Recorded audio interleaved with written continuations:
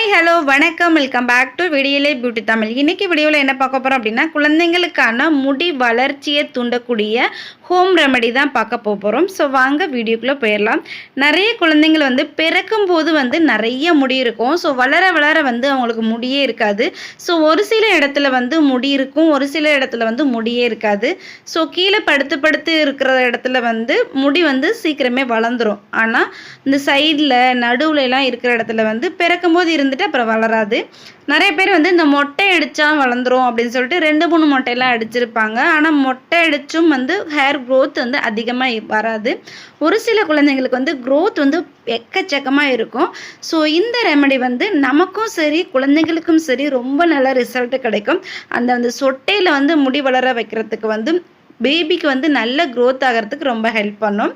So அதுக்கு neem powder, அதாவது வேப்பிலை பவுடர் எடுத்துக்கிறேன். இதை வேப்பிலை அரைச்சி எடுத்துக்கிட்டாலும் சரி, இல்லை பவுடர் எடுத்துக்கிட்டாலும் சரி. ஸோ இது நாட்டு மருந்து கடையில் கிடைக்கும். நம்ம சொல்ல போகிற எல்லா பொருட்களுமே இது வீட்டிலேயே வேப்பிலையை காய வச்சு பவுடர் பண்ணியும் எடுத்துக்கலாம்.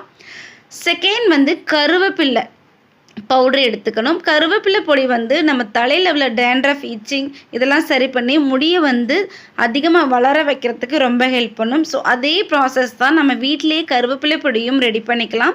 நல்லா காய வச்சு அரைச்சி பவுடர் பண்ணி வச்சுக்கலாம். இது சமையலுக்கு நம்ம யூஸ் பண்ணிக்கலாம். இந்த நெக்ஸ்ட்டு கரிசலாங்கண்ணி, வெள்ளை கரிசலாங்கண்ணி.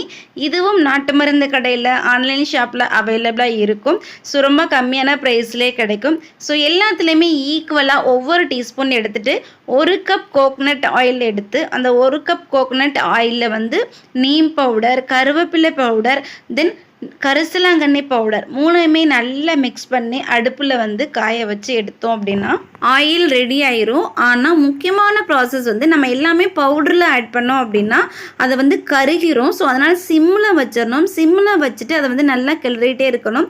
அது ஒரு ஸ்மெல்லு வரும், நல்லா ஆயிலோட வாசனை வரும். ஸோ அந்த டைமில் அடுப்பை ஆஃப் பண்ணி நம்ம வடிகட்டி வேறு பாட்டிலில் யூஸ் பண்ணிக்கலாம். இதே நம்ம அரைச்சி பச்சையாக ஆட் பண்ணுறோம் அப்படின்னா கதன்னு வெடித்து பொங்கி வரும். ஸோ அந்த பொங்குதில் ஆஃப் ஆயிடுச்சு அப்படின்னா நம்ம அடுப்பை ஆஃப் பண்ணிடலாம். ஸோ அதுதான் கரெக்டான லெவலாக இருக்கும். ஸோ 2 ப்ராசஸ்மே பார்த்து பண்ணிக்கோங்க. இப்போ இந்த ஆயிலை ரெடி பண்ணிட்டோம். இந்த ஆயில் கூட பிளாக் பெப்பர், அதாவது கருப்பு மிளகு ஒரு 5-6 மிளகை நல்லா இடித்து ஆட் பண்ணி ஃபில்ட்ரு பண்ணிக்கோங்க. இல்லைன்னா அப்படியே கூட ஆயிலில் போட்டுக்கலாம். இதை டெய்லி நீங்கள் குழந்தையோட ஹேருக்கு அப்ளை பண்ணிட்டு வரும்போது ஹேர் க்ரோத் ரொம்பவே ஃபாஸ்ட்டாக இருக்கும். ஸோ இந்த வீடியோ பிடிச்சிருந்துச்சுன்னா லைக் பண்ணுங்கள், ஷேர் பண்ணுங்கள், கமெண்ட் பண்ணுங்கள். தேங்க்யூ.